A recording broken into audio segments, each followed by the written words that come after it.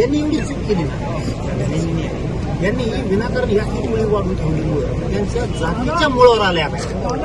या गुंडगिरीची यांना सवय लागली, पैसा कमवणे, गुंडगिरी करणे आणि त्याच्यातून राजकारण करणे. आणि आता काय झालंय ते सगळं बंद झालं. त्यामुळे हे पूर्ण घेतलेले झाले आणि तीच लाभार्थी टोळी आता ह्या दोन नेत्याच्या अशी मुळावर आली.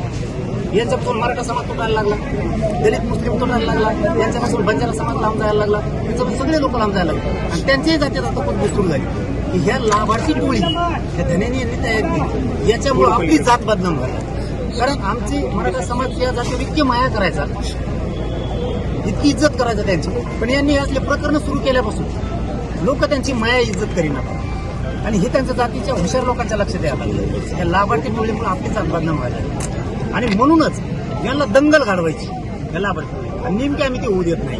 कारण जातीय दंगल झाल्यावर काय चांगले गरीब लोक आहेत ना त्यांच्या विनाकारण त्यांच्या सुद्धा मुळावर येणार आहे की लाभार्थी टोळी त्यांच्या जातीला रोखलीच पाहिजे. आणि धन्याची बरोबर नावं करतो ना त्याने थांबले पाहिजे, त्याच्या मुळाशी केली एखादीशी. दादा